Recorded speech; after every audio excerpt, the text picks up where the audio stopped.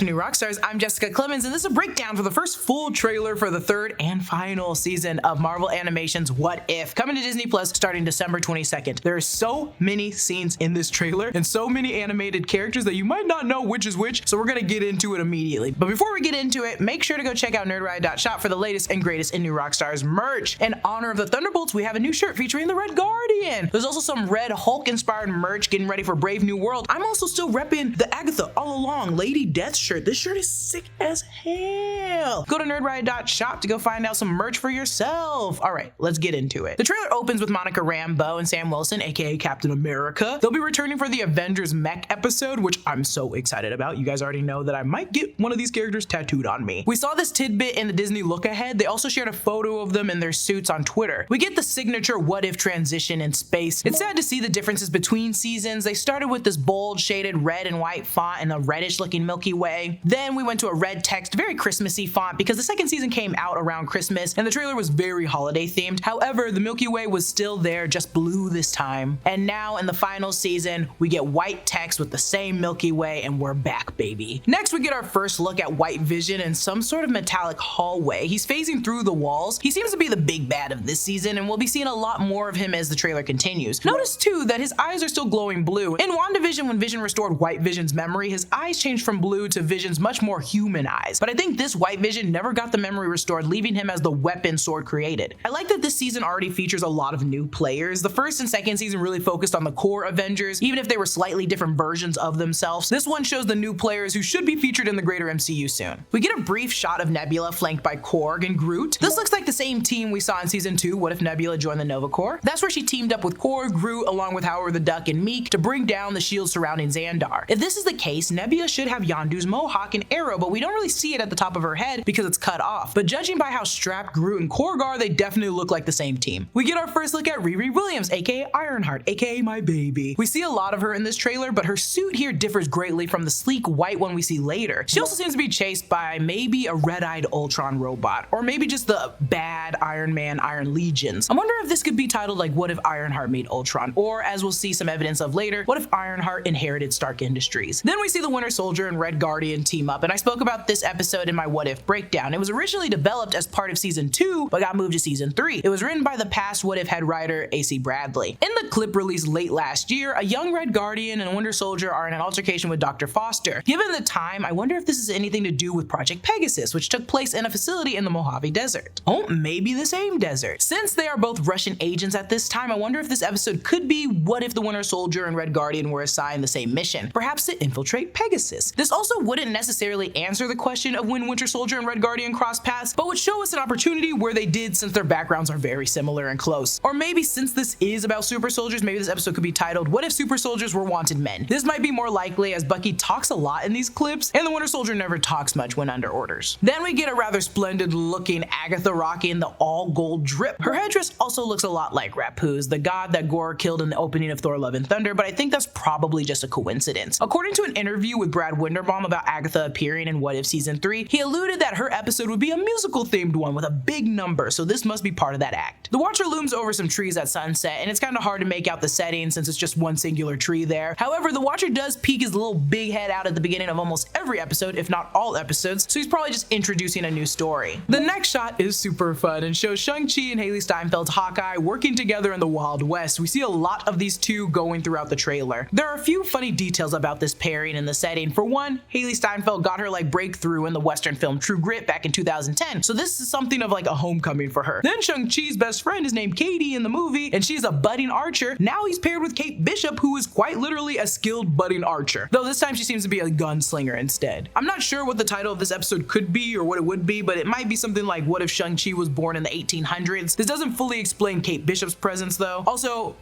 Noah wants you guys to know, because Noah Chen helped write this, his childhood self would be remiss not to see a Chinese kung fu hero in a cowboy costume and not think of Shanghai Noon, or is it Shang-Chi Noon? The two cowboys run off into the sunset. In the What If poster, you can see the two cowboys on horseback with a young boy, so the two heroes are saving someone, maybe baby Steve Rogers. Nah, that ain't it. We're then treated to several different versions of the MCU logo. This I assume is to complement and showcase the numerous art styles that they can evoke. Though the characters' designs stay the same, the background and layout can vary. The first is a retro old old school TV complete with static. This reminds me of WandaVision's retro TV vibe, although that show employed the traditional MCU logo after its first episode, which had an even older looking black and white logo, but perhaps this ties in with the appearance of White Vision. Next is an old black and white comic book style logo with shading dots similar to what we see in the old comics from the 50s, and which appeared more recently in the Into the Spider-Verse films as part of their textured animation style. Nothing we see from the later trailer matches this old school black and white look, but perhaps we'll get into an episode that calls back to the similar era of comic book storytelling. Then we see a slick looking green logo. This reminds me a lot of the logo from Loki series. As a reminder, What If Season 2 ended with the reveal of the Yggdrasil tree, which also made its first physical appearance in Loki Season 2, so little circle moment. Finally, we get to the updated version of the red logo from last seasons of What If. After the logos, we get one of the more puzzling images of the trailer, the wreck of the Titanic surrounded by floating rocks, seemingly in space or on the surface of a destroyed planet. In this season of Agatha, we actually learned that she had something to do with the Titanic going down, and Sean Levy mentioned it was at one point going to be seen in the void of Deadpool and Wolverine, so the Titanic will be making a lot of appearances, I guess, in the MCU. Then on board the Titanic, judging by the floating rocks in the background, Wong, Ying-Nong, Okoye, and Valkyrie, but without her face paint. Now we're back on Ironheart, only this time she's in her version of what looks like the superior Iron Man suit. It's hard to tell exactly where this occurs. However, she's surrounded by bald figures with glowing blue eyes and capes, which reminds me a little of what Ultron looked like when he wore the Infinity Stones, though I think this is Mysterio. If you look closer at the suits on the left, it looks like Mysterio's suit, and this could be one of his illusions. If you slow down this clip and look very closely, these figures appear out of nowhere around Riri. Mysterio, aka Quentin Beck, made his live action debut in Spider-Man Far From Home, as some of you may remember. He's played by Jake Gyllenhaal. He's the one that snitches out who Peter Parker really is. He was a former employee of Stark Industries, now egotistical like madman. Also, it's a great Spidey villain to bring into the MCU, even if it's like animated, because we've seen him already once in the live action recently, and he's also featured in the Spider-Man video games. Additionally, can we get some toast? Leaked a while back that Mysterio would be appearing in this season of What If, and we see him again later in the trailer. This means that Quentin Beck's Mysterio is after Riri Williams, who I feel like is a great counterpart to Spider-Man. If this is What If Ironheart inherited Stark Industries, this would be a phenomenal way to execute it. The once disgruntled employee has to take on Ironheart. I also think Riri is more level-headed than Peter Parker, so the illusions he'll throw at her must be extra tricky. When my family gets together for the holidays, we play games, and the games we play the most are the ones we can just play, like Doomlings. Doomlings is a card game that takes 5 minutes to learn. You're trying to score the most points before the end of the world by playing cards from your hand called traits, and every card has these fun little monster type guys on it. Every round is called an age. Occasionally an age will introduce a catastrophe, and the game ends when the third catastrophe strikes. There, now you know how to play Doomlings. Literally, it's that simple to explain, and the rules are on the cards themselves, so if you forget, Doomlings has you covered. Look at these cards, look at how cute they are, look at how sweet they are, they're so tiny. And the text is not even that small, but it's also in small portions so you can read it. This one says leaves, look at how cute they are. These are such cute cards, they're so simple. Look at it. This one is for memory. This one says fangs, and it has a picture of fangs on it, little buddy. Return an opponent's trait to their hand, play another trait. See, the rules are on the card, it's so simple to understand. And also look at how tiny this box is. Smaller than my head, and I have a very small head. Mass extinction,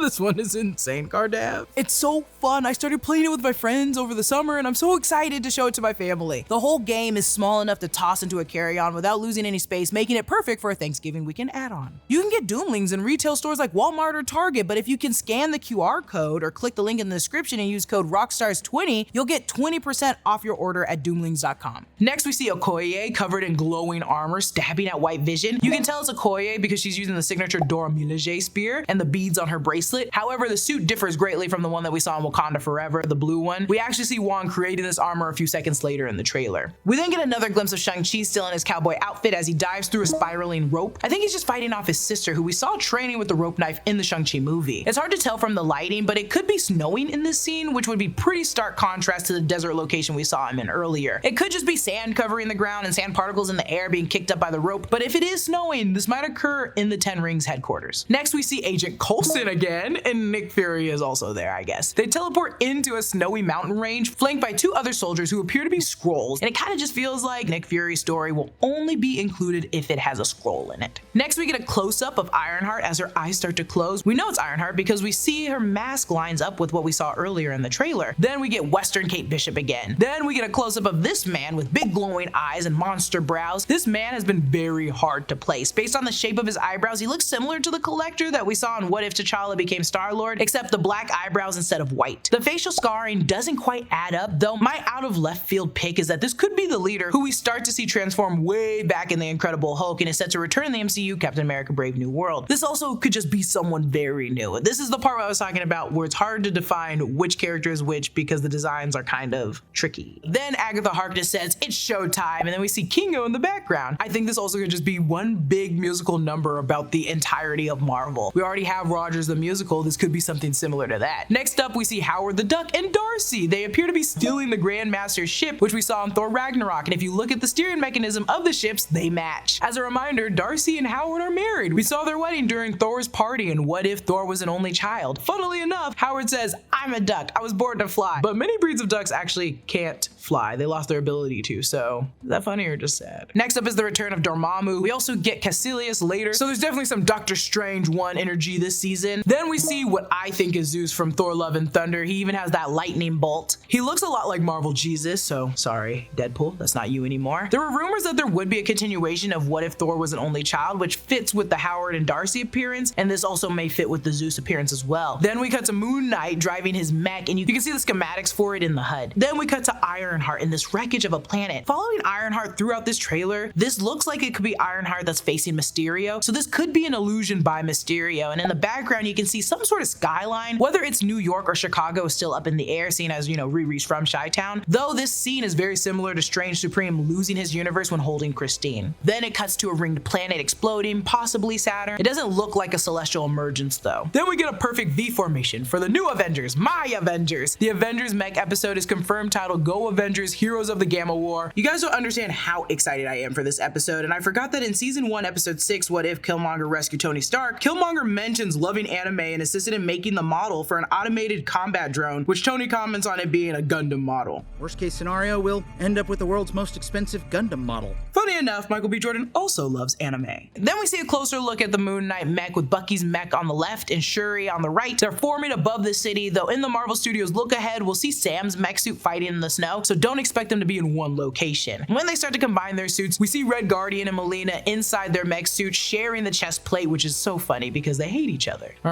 She hates him. I love that the cuts of their suit match so well with Voltron's from back in the day. It's just so fun. They did their research on this one. The individual mechs then begin to combine to create one larger singular machine, and it's so cool to see how the mechs transform and combine, especially the part where you can see the 10 rings being used to help bind them together. I love this so much. We get the classic Avengers Assemble line from Sam Wilson, only this time it's singular Avenger because they're building one giant mech Avenger. Get it? Avenger Assemble?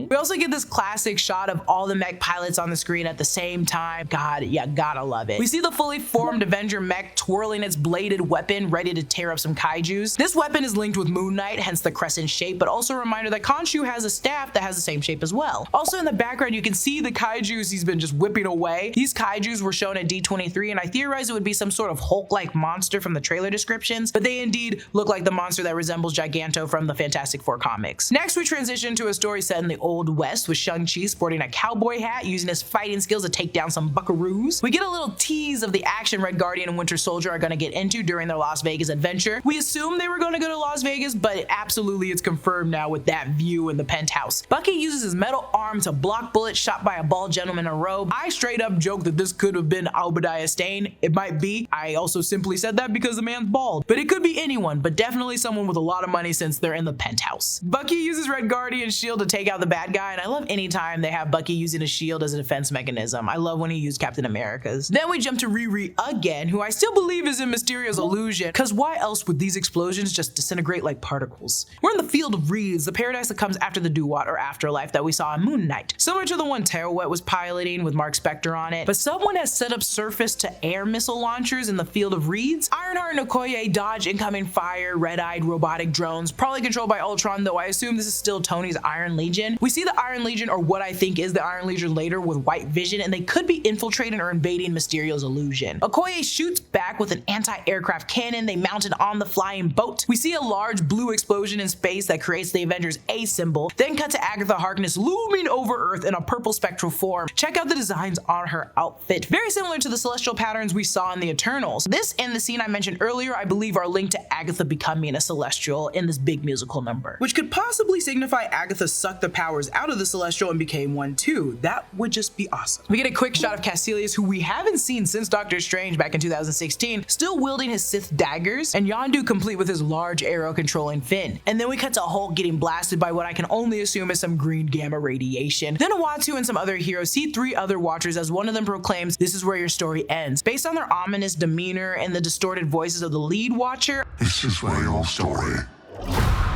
ends.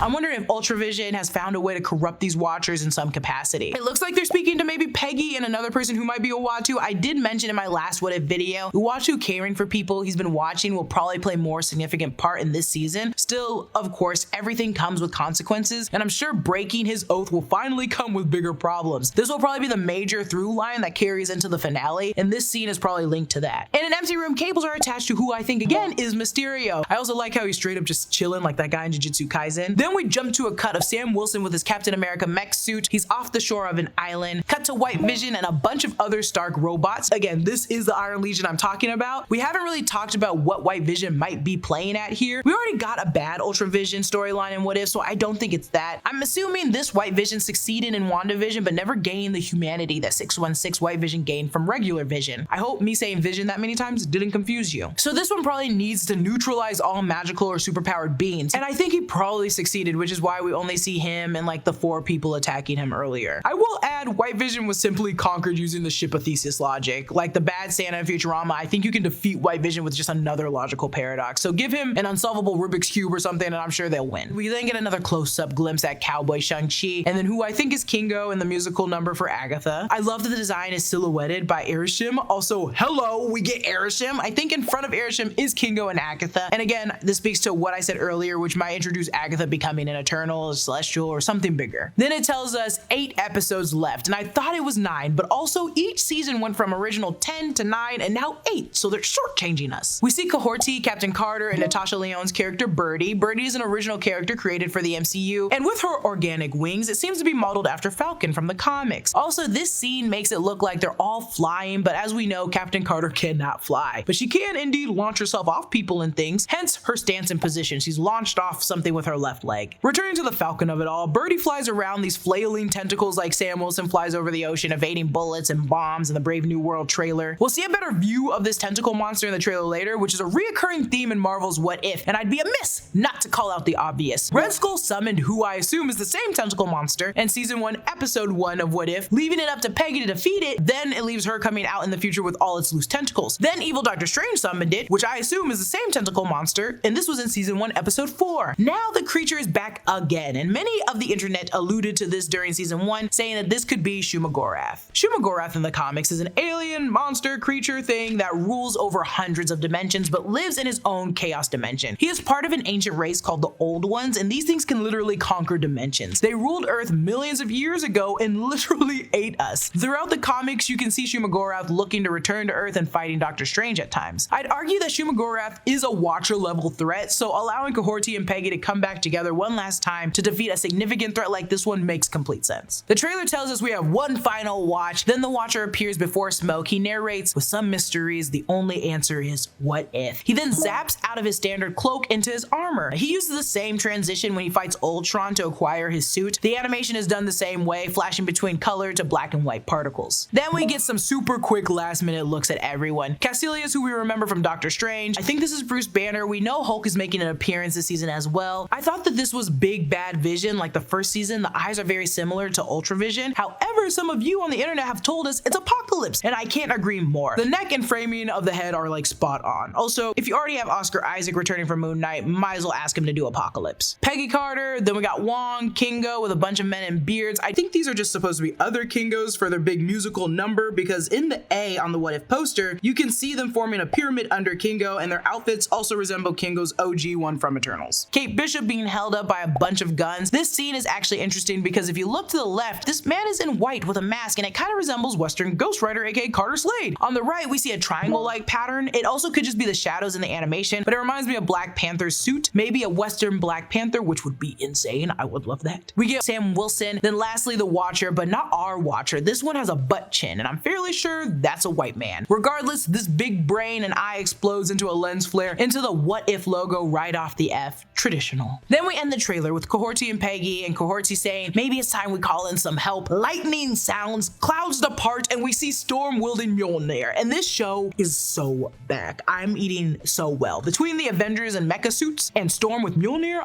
I'm just going yum nom nom nom nom nom nom nom nom. Got me going feral. She enters yelling, I am Storm, goddess of thunder, and she swings that hammer on Shumagorath. You can also see pieces of what I think is the New York City outline, but either way, this scene, her being able to wield Mjolnir just makes sense, but God, I just never imagined I'd see the day. Comment down below your thoughts on this new trailer. Let me know if you're as excited as I am for the mech suits, for Storm wielding Mjolnir, for everything. If you just are excited to see Howard the Duck and Darcy back together again. Follow me at Lulu_Clemons. Subscribe to all 3 channels in the new Rockstars network for breakdowns and news coverage of everything you love. Thanks for watching. I'll see you guys later.